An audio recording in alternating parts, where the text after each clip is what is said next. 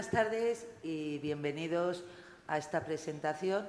La editorial EQ está muy agradecida a la sede de la Universidad de Alicante por la cesión de esta sala y de todas las salas que le solicito, con lo cual estoy muy contenta nuevamente de estar aquí y esta vez acompañada por un nuevo autor, porque es su primer libro, Miguel Ángel Camarena.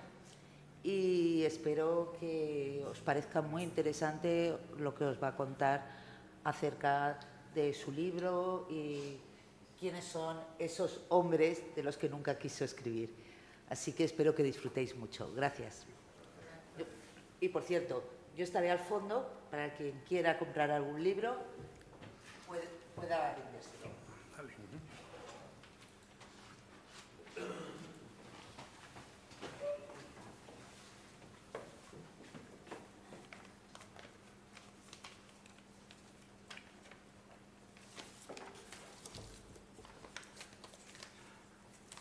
Bueno, buenas tardes a todos. ¿Se me oye bien, no? Bueno, en primer lugar, darte las gracias, Sandra, por tu amable introducción. También a la editorial Club Universitario por haber seleccionado mi novela entre el amplio espectro de novelas que tiene todos los años para su publicación. Y especialmente dentro del equipo que participó en el proyecto, pues a Alba Ruiz. Alba Ruiz fue mi interlocutora durante todo este tiempo. Y le agradezco su atención, su amabilidad y su paciencia conmigo. Bueno, ahora me dirijo a todos ustedes. Muchas gracias, aunque la mayoría son familia y amigos. Muchas gracias a todos por estar aquí hoy conmigo, un día tan importante y tan representativo para mí. Bueno, para romper el hielo, en primer lugar me gustaría contaros un chiste. Es un chiste que me contó mi madre ya hace mucho tiempo y que lo único que he hecho ha sido cambiar las pesetas que yo utilizaba por euros. El chiste reza así, dice que es un señor del pueblo que un buen día pues, recibe una invitación para ir a un acto benéfico. Y el hombre se pone sus mejores galas, va a la ciudad, asiste al acto y a la vuelta, lógicamente, pues todos le están esperando para que les cuente cómo le ha ido. Y el primer día que va a la cantina del pueblo, pues le atacan todos los que están allí. Hombre, cuéntanos, Manolo, ¿cómo te ha ido? ¿Cómo te ha ido? Y tal y cual en la ciudad. Entonces, el hombre les dice, bueno, aquello fue fantástico. Llegamos, había un banquete preparado, maravilloso. Comimos, pero vamos, a rompetalega. Bebimos a pajera abierta. Al final pasaron una bandeja. Yo me cogí 50 euros.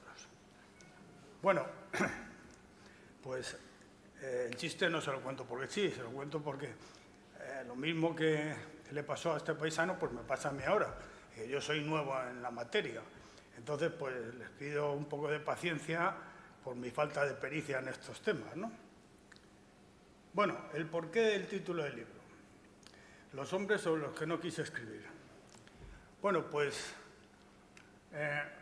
el tema es el siguiente. Yo, cuando me planteé escribir un libro, lo quise hacer hablando de un piloto alemán, un tal Edward Riesman, que ahora estoy escribiendo sobre él porque le debo el libro, que, bueno, pues pensaba contar sus avatares durante la guerra. Él empezó en la Guerra Civil Española con la Legión Cóndor y luego pues siguió en la Guerra Mundial. Bueno, pues yo lo cuento como curiosamente se hizo piloto en Rusia, los escuadrones a los que perteneció, los aviones que voló, las cuitas que tuvo durante la guerra, las batallas, los combates, y ese era el libro. ¿Pero qué pasó? Pues me pasó una cosa curiosa. Como todos los aquí presentes, pues a lo largo de mi vida pues he vivido una serie de experiencias, tengo una serie de historias, de anécdotas, de aventuras, de historias, historietas, en fin, un montón de cosas. Que en cuanto coges una pluma no sé por qué pugnan por salir. Y entonces, pues, el tema era que el libro que yo quería escribir, los personajes del libro no me daban para que saliesen esas historietas. Entonces, no sé ni por qué ni cómo, no me pregunten, empezaron a aparecer una serie de personajes en mi cabeza que eso sí que podían contar lo que yo tenía en la cabeza. y poco a poco se fueron adueñando del libro hasta que se quedaron con el libro. Y entonces echaron a un lado al piloto alemán y ellos fueron los que se quedaron. Por lo tanto, de ahí que el libro se titule así, Los hombres sobre los que no quise escribir, porque no quise escribir sobre ellos realmente. Quise escribir sobre otros.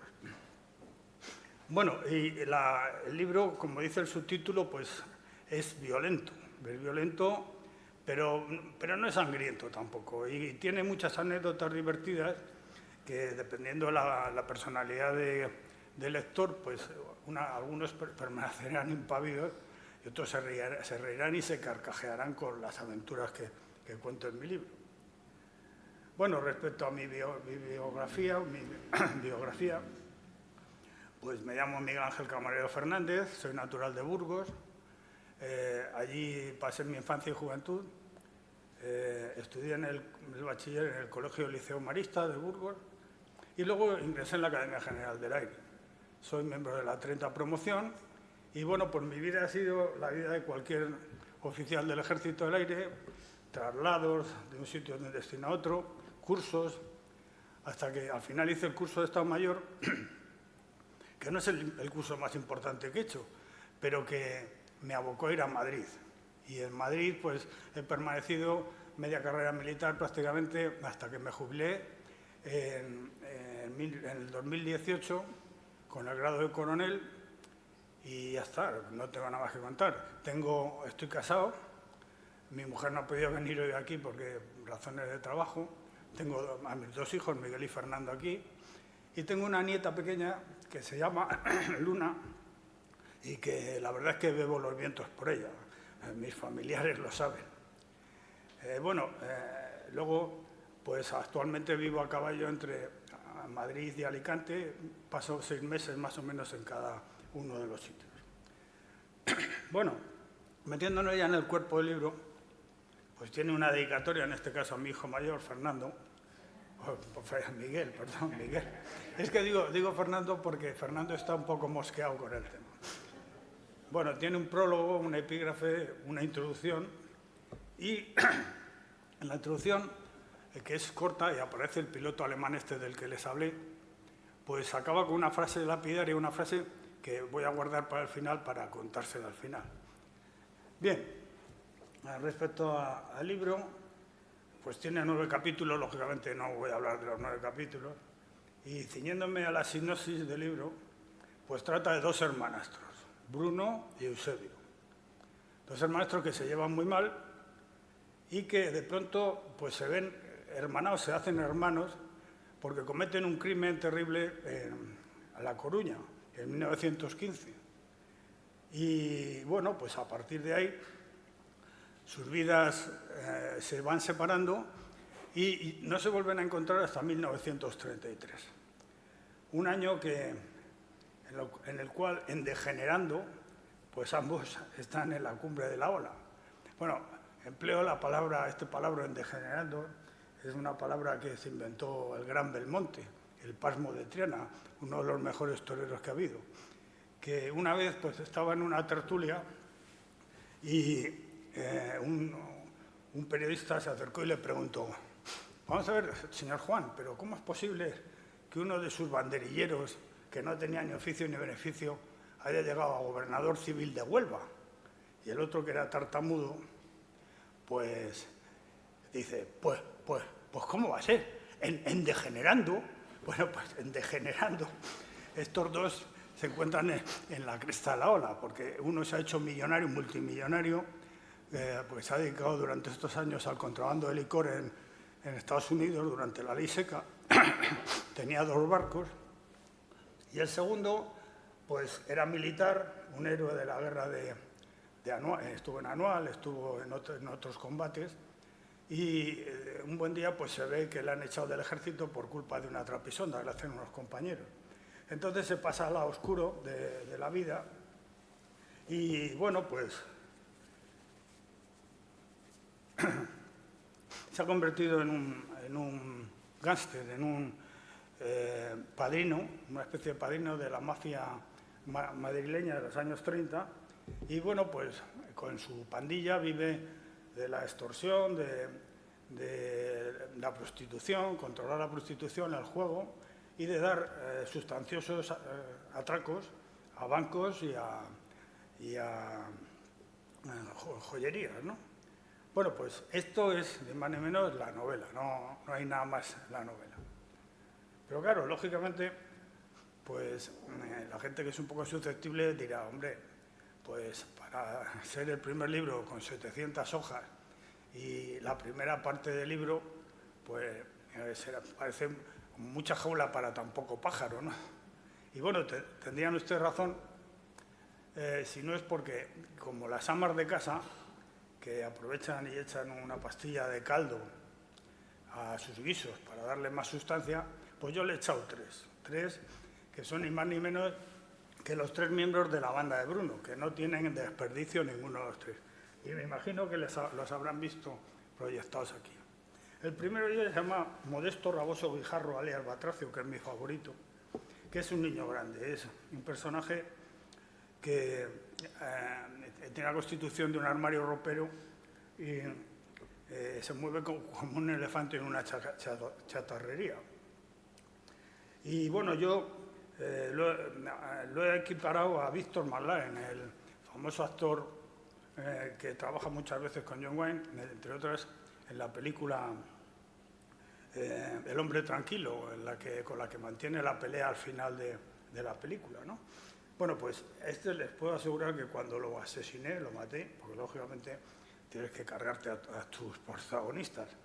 Me parece que es en la segunda parte del libro, me llevé un auténtico disgusto, porque le tenía mucho cariño. El siguiente es harina de otro costal, es un mal bicho, un sinvergüenza, un cínico recalcitrante, y bueno, pues el tío está en la banda porque Bruno necesitaba a alguien que fuese capaz de hacer lo que ellos no eran capaces de hacer. Por ejemplo, el primer día que lo conoce, él está sentado en una terraza en Madrid y lo ve pasar por una céntrica calle. Entonces ve cómo se cruza con una señorita muy bien vestida, la insulta, la da 2 tortas, la tira al suelo, le roba el bolso, la cartera y luego se va tan ancho, tan contento, sin que nadie le diga nada. Bueno, este tiene un defecto al hablar que transforma las S en ches. Y por eso en los diálogos pues le chocará un poquito el tema. Y luego pues tiene también una cosa que no le gusta nada, que es que le sirvan los cangrejos de río en un plato, todos formando una estrella, muy brillantes y con la salsa al medio. Eso ya sí que me preguntan por qué, si no... Bueno, y el tercero, ya este es el Oliver Hardy del grupo, se llama Olegario Agarrado Palomino, alias Panzorra, que es gordito, pero es más peligroso que una víbora. Es un pistolero, un asesino, terrorista también ha sido. Y bueno, tiene el defecto que no tiene cultura. Sus padres eran arrieros, no le dieron cultura. Entonces, por ejemplo, confunde lo que es el Pleistoceno como periodo cuaternario con un prostíbulo. Y entonces un día que sale a colación el tema, pues le pregunta a Bruno, oye, ¿y ese prostíbulo que no me habéis llevado nunca? ¿Dónde está en Madrid? Pues así es este. Y yo, bueno, como soy su padre, pues lógicamente, aprovechando lo de la teoría de las inteligencias múltiples, le da una, que es la de manejar los explosivos y las bombas como nadie. Entonces, eso le permitió, por ejemplo,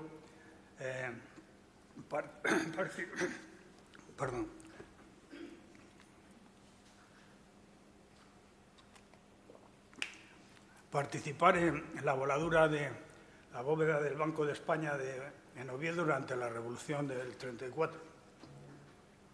Bueno, pues, este es el libro.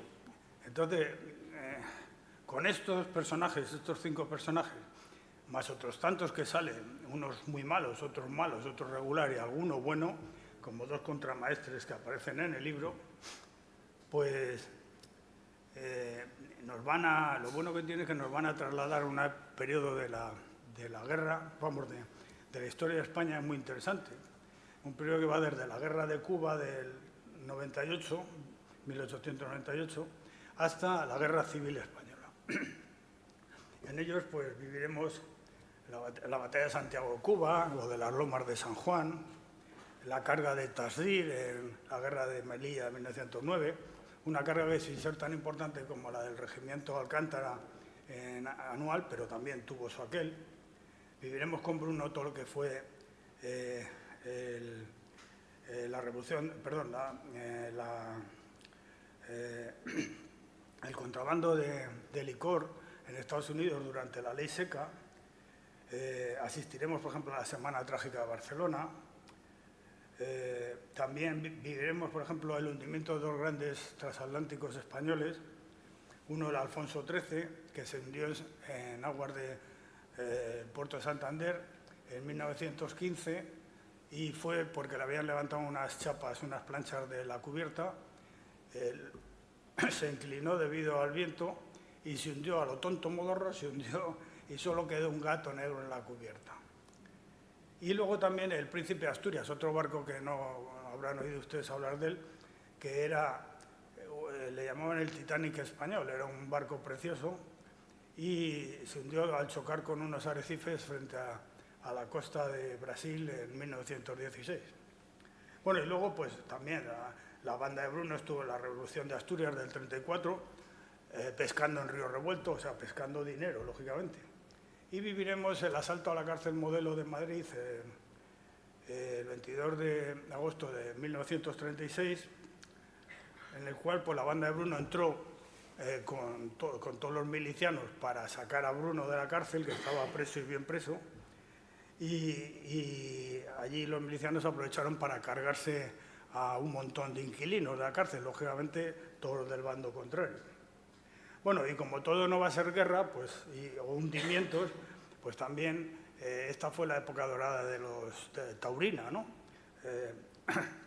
Y el contramaestre, don Sisto Porrón Palmeño, que era un taurino, pues nos hablará de los grandes toreros de la época, pero contándonos anécdotas, no hablándonos de toros. Por ejemplo, Joselito, Belmonte, El Gallo y sus espantadas, Granero, del cual se dijo que el día que lo cogió el toro, pues olía en el patio de cuadrillas, olía a cera derretida, que es una señal de que la parca está cerca, ¿no? O de eso decía. Del Gran Desperdicios, de Gaona, La Landa, Cagancho y otros tantos. Y bueno, pues le contaré anécdotas como la que le pasó a un torero que se llamaba Mazzantini, que este sí que llegó a gobernador civil de Huelva, pero por méritos, porque era un tío muy culto. Y a este le pasó que un día estaba en su casa vestido con un batín multicolor muy bonito y estaba esperando a que viniese un picador para cogerlo, para contratarlo. Y cuando se presentó el picador, pues se presentó desarreglado, un poco sin afeitar y cargado de delantera, bueno, un poquito borracho, ¿no? Entonces el diestro, Mazzantini, pues se enfadó mucho y lo echó con cajas destempladas de su casa. Y el otro pues se volvió muy ofendido diciendo que a él le habían recibido muchos maestros del toreo, pero nunca uno vestido con una funda de piano, por el batín de seda que llevaba, ¿no? Bueno, pues seguiría contándoles mil anécdotas o muchas más cosas de mi libro, pero no hay tiempo porque tampoco quiero aburrirles. Por eso voy a decir, como le decían a Reverte, que era otro gran torero de la época, le decía, no te tires las mujeres, porque era el torero apolíneo, era muy guapo. Entonces cuando entraba a matar, las mujeres desde los asientos decían, no te tires, Reverte, no te tires, vente con nosotros. Bueno, pues eso me digo yo, no te tires, Miguel, cállate y no aburras más al personal. Bueno, entonces, como lo prometido es deuda, les dije que les iba a leer una frase lapidaria. Y esta frase aparecía escrita en la entrada al cementerio de Burgos, el viejo cementerio de San José, que ya no existe porque estaba muy céntrico y se lo llevaron fuera de la ciudad. Entonces, curiosamente, ahora en uno de los solares del cementerio hay un gran hotel que aparece, era antes un seminario, y aparece por las noches iluminado con grandes luces de neón y se ve desde el espolón, se ve que está en la ladera de del castillo de Burgos. Y bueno, yo a ese hotel desde luego no voy a ir porque no quiero dormir con fantasmas, eso está claro. Pero bueno, la frase en cuestión decía: marcado está tu tiempo y presuroso vuela. Ay de ti eternamente si lo pierdes. Bueno, pues efectivamente, porque tengamos las creencias que tengamos, pues lo más precioso que tenemos en la vida es el tiempo. Y el tiempo, salvo los locos y los niños, que lo pueden perder, pues el resto de la gente mayor no lo puede perder, tiene que gastarlo bien gastado, ¿no? Entonces, bueno, pues esperando y deseando que cuando se vayan de aquí o en un futuro, cuando recuerden este acto, pues no piensen que perdieron el tiempo escuchando a este pobre escritor, pues les agradezco mucho su presencia hoy aquí y estoy a su disposición para cualquier pregunta que me quieran hacer. Muchas gracias.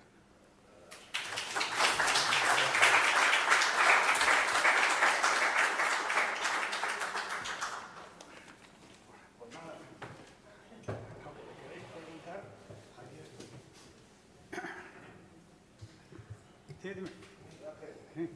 ¿De dónde ha salido esa vena escritora tuya? ¿De tanto que hablarías? ¿Te has puesto a escribir o cómo has Pues sido? la verdad no lo sé, no lo sé. Pues mira, empecé a escribir cuando estaba todavía en activo, pero ya te digo que primero garabateaba un poco. Tenía esa idea del piloto alemán y tal y cual, pero me pasó eso. Pero es que es verdad, como te lo estoy contando. O sea, de pronto empecé a escribir sobre estos personajes y al final pues he acabado ahí con ellos, ¿sabes? Pero vamos, no te puedo decir cómo empezó mi vena dándole a la pluma. Sí, dime. Sí, yo tengo una duda, Sí. porque claro, yo organizo las presentaciones en la editorial, pero no entro dentro de lo que es el proceso de creación del libro.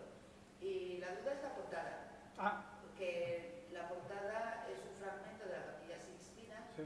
pero ¿por qué esa portada? Bueno, en la portada aparece Jonás. Esa es un fresco, el fresco que hay en la Capilla Sixtina es de Jonás. Y Jonás, curiosamente, Miguel Ángel le tenía un gran cariño, porque resulta que pensaba que era un alter ego suyo, tenía mucha semejanza a su vida con él. Porque resulta que pensaba que lo mismo que Yahvé le dijo a Jonás: vete a Nínive a arreglar a poner orden allí en la ciudad, pues a él Sisto II le dijo: oye, tú aquí a pintarme la Capilla Sixtina, que él era escultor, no era pintor. Y entonces, pues, curiosamente fue la última pintura que hizo y la colocó en un sitio preferente, justo encima del altar mayor, debajo está el juicio final. Y bueno, pues el motivo por el que yo escogí a este personaje es porque Jonás está reconocido como el primer gafe de la historia. Y lo que es la suerte, la mala suerte, el mal fárido, los gafes, la gafancia y todo eso, pues eso es como un hilo conductor en mi novela. Todos los personajes pues, parece que están ligados a un tipo de suerte determinada. Y en los últimos capítulos, pues el don Sisto Porrón, este que es el que ha hablado, que es un contramaestre muy listo, pues da una lección sobre este tema, sobre los gafes, que existen los gafes, y nos cuenta un montón de historias e historietas sobre este tema para que nos lo creamos, ¿no? Y por eso ha sido, ese fue el motivo de ponerlo ahí, porque luego pensé, digo, bueno, tampoco me puede traer muy mala suerte porque la Capilla Sixtina lleva a este señor un montón de tiempo y no se ha caído, o sea que mi libro tampoco tiene por qué tener mala suerte, ¿no? Bueno, pues nada más. Si no hay ninguna pregunta más, pues lo dejamos aquí ya, ¿vale? Muchas gracias.